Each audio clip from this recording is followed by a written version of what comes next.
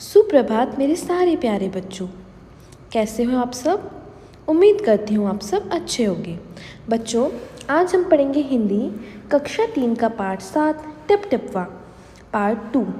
जैसा कि हम सब जानते हैं, हम सब ने पहले ही पार्ट 1 में टिप टिपवा की कहानी पढ़ी थी कि कहानी में है क्या। अब हम आज पार्ट 2 में इसके शब्दार्थ, प्रश्न उत्तर व पाठ्यपुस्तक में दिए हुए इसके अभ्यास कार्य करेंगे। तो चलिए शुरू करते हैं। बच्चों, ये इसके शब्दार्थ हैं। ये कुछ ऐसे शब्द हैं जो हो सकता है कहानी में आपको थोड़े से कठिन लगे हों, तो हम आज इसके अर्थ समझ लेते हैं। पहला है मूसलाधार। बच्चों, मूसलाधार का मतलब होता है बहुत तेज़ वाली बारिश।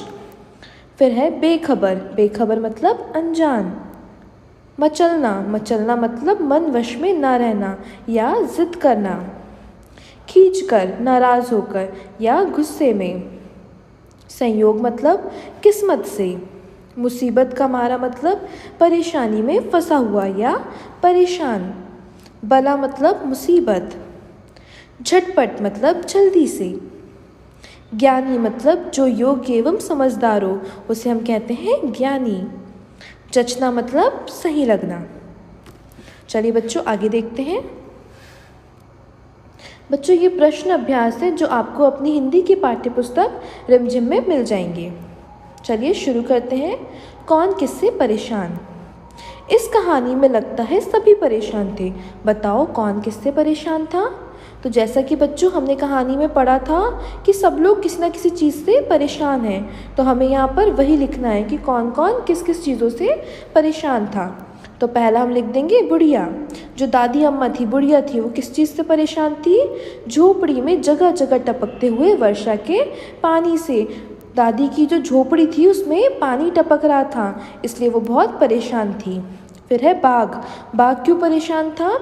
मूसलाधार बारिश और टिपटिपवा से। एक तो वो बारिश में पहले से परेशान था और बुढ़िया के मुंह से उसने क्या सुन लिया था, टिपटिपवा के बारे में, इसलिए वो उससे भी परेशान था। फिर है धोबी। धोबी क्यों परेशान था, क्योंकि उसका गधा कहीं गुम गया था, तो गधे के गायब होने से। फिर है पंडित जी। पंडित जी क्यों परेशान थे, घर में जमा बारिश का पानी उलीचने से। वो पानी उलीचते जा रहे थे, घर से निकालते जा रहे थे और पानी फिर भी घर में आते जा रहा था। फिर है मतलब बताओ। नीचे कहानी में से कुछ वाक्य दिए गए हैं, इन्हें अपने शब्दों में लिखो।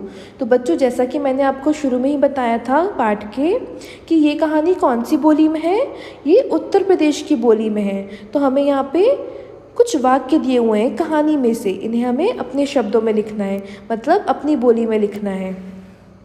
पहला है टिपटिपवा कौन सी बला है। तो इसका हम उत्तर लिख देंगे टिपटिपवा किस चीज़ का नाम है। फिर है पत्नी की बात धोबी को जच गई। तो इसका हम उत्तर लिख सकते हैं पत्नी की बात से धोबी सहमत हो गया या पत्नी की बात धोबी को सही लगी। फिर है बाघ बिना चू चपड़ किए भीगी बिल्ली बना धोबी के पीछे पीछे चल दिया। तो इसका उत्तर लिख देंगे बाघ चुपचाप धोबी के पीछे पीछे चल दिया। फिर है बच्चों ज़रा पोथी बाँच कर बताइए वह कहाँ है। तो इसका हम उत्तर लिख देंगे ज़रा पतरा देख कर बताइए वह कहाँ है। आगे पढ़ते हैं। फिर है बच्चों याद करो तो। पोता दादी की गोद में कहानी सुनने के लिए मचल रहा था। तुम किन किन चीज़ों के लिए मचलते हो। तो बच्चों, इस प्रश्न में आपसे पूछा गया है कि जो कहानी है, कहानी में पोता क्या कर रहा है, अपनी दादी से कहानी सुनने के लिए ज़िद कर रहा है। तो तुम किन किन चीज़ों के लिए ज़िद करते हो या मचलते हो, वो आप लोगों को बताना है।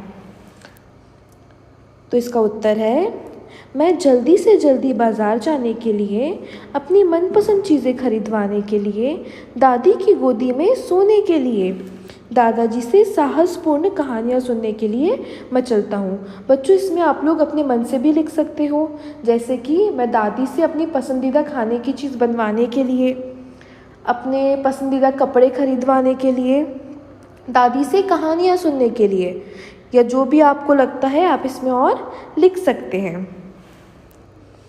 आगे देखते हैं। कौन है टिपटिपवा। हाँ बचवा, ना शेरवा के डर ना बगवा के डर, डरता डर टिप टिपवा के डर। तो बच्चों यहाँ पे हमें एक वाक्य दिया हुआ है, इससे संबंधित हमें कुछ प्रश्न पूछे गए हैं, हमें उसके उत्तर देना है। तुम्हारे घर की बोली में इस बात को कैसे कहेंगे? तो बच्चों जैसा कि मैंने बताया, ये कहानी किस बोली में है? उत्तर प्रदेश की बोली में। अब हमसे पूछा गया है कि अगर इसी वाक्य को अगर आप लोग बोलोगे तो वो कैसे बोलोगे? तो हम क्या बोलेंगे? हाँ बचवा मतलब हाँ बेटा, ना शेरवा के डर मतलब ना शेर का डर है, ना बगवा के डर ना बाघ का डर है, डरता डर टिप टिपवा के डर, डर तो टिप टिपवा का है। तो हमारी भाषा में इसको क्या बोलेंगे? हाँ बेटा, ना शेर का डर है ना बाघ का, डर तो टिप टिपवा का है। ये हो गई हमारी वाली बोली। दूसरा प्रश्न देखते हैं। कहानी में टिप टिपवा कौन था? तुम किस किस को टिप टिपवा कहोगे? तो हमसे पूछा है, आपने पूरी कहानी पढ़ी, अब आप ये बताओ कि आखिर में टिप टिपवा था कौन? तो उत्तर में हम लिखेंगे, टिप टिपवा कोई आदमी या जानवर नहीं था, बल्कि बुढ़िया की झोपड़ी में जगह जगह टपकता हुआ वर्षा का पानी था। तो जैसा कि हम सब ने कहानी में पढ़ा ही था, टिप टिपवा कोई जानवर या कोई आदमी नहीं था। टिप टिपवा किसको बोल रही थी वो बुढ़िया? टिप टिपवा बारिश के पानी को बोल रही थी, क्योंकि उसकी झोपड़ी में बारिश का पानी टपक रहा था, और जब वो टपक रहा था तो वो कैसी आवाज़ कर रहा था? Tip tip tip tip. इसलिए कहानी में टिप टिपवा कौन था? झोपड़ी में जगह जगह टपकता हुआ वर्षा का पानी। फिर है बारिश। यह कहानी एक ऐसे दिन की है जब मूसलाधार बारिश हो रही थी। अगर मूसलाधार बारिश की बजाय बूंदाबांदी होती तो क्या होता? यदि उस रात बूंदाबांदी होती तो बच्चों इसमें आपसे पूछा गया है कि ये कहानी किसके बारे में है? ये एक दिन के बारे में जब बहुत तेज़ बारिश हो रही है। अब आप अगर मूसलाधार बारिश को हटा दो, उसकी जगह पे क्या कर दो? अगर आप हल्की फुल्की बारिश, बूंदाबांदी कर दो, बहुत हल्की फुल्की सी बारिश कर दो, तो क्या कहानी फिर भी वैसी ही रहेगी या बदल जाएगी? ये हमसे पूछा है। चलिए इसका उत्तर देखते हैं। पोता आराम से दादी की गोद में लेटकर उनसे कहानी सुनता फिर सो जाता। तो बच्चों क्या हुआ? पोता सबसे पहले क्या कर रहा था? दादी से कहानी की जिद कर रहा था, और दादी टिप टिपवा से परेशान थी, इसलिए दादी ने उसे डांट कर मना कर दिया। तो अगर पानी गिर ही नहीं रहा होता, टिप टिपवा होता ही नहीं, तो क्या होता? पोता आराम से कहानी सुनता और सो जाता। बुढ़िया की झोपड़ी के पीछे बाघ नहीं आता। बाघ क्यों छुप कर बैठा था? क्योंकि बहुत तेज़ बारिश हो रही थी। तो अगर बारिश ही नहीं होती, हल्की फुल्की बारिश होती, तो बाघ वहाँ पर छुप कर नहीं बैठता, उसके अंदर टिप टिपवा का डर नहीं बैठता। और अगर वो वहाँ पे बैठता नहीं तो वो दादी से टिप टिपवा की बात नहीं सुनता और डरता नहीं, ना ही धोबी के हाथों उसकी दुर्दशा होती। और अगर वो ऐसा कुछ नहीं होता तो ना ही वो घास में जाके बैठता और ना ही धोबी के हाथों उसकी दुर्दशा होती, मतलब बुरी हालत होती। तो चलो बच्चों आगे देखते हैं। फिर है बच्चों तरह तरह की आवाज़ें। पानी के टपकने की टिप टिप टिप टिप आवाज़ आ रही थी। सोचो लिखो ये आवाज़ें कब सुनाई पड़ती है? तो आप लोगों को यहाँ पे बच्चों कुछ आवाज़ दी हुई है। अब आप लोगों को ध्यान से ये आवाज़ पढ़ना है और सुनना है और बताना है कि ये आवाज़ कहाँ से होती है। तो पहली है खर्र खर्र। तो खर खर की आवाज़ कब होती है? सोए में जब तेज़ सांस ली जाती है। जब हम लोग सो रहे होते हैं और तेज़ तेज़ सांस लेते हैं तो उसकी आवाज़ कैसे होती है? खर खर।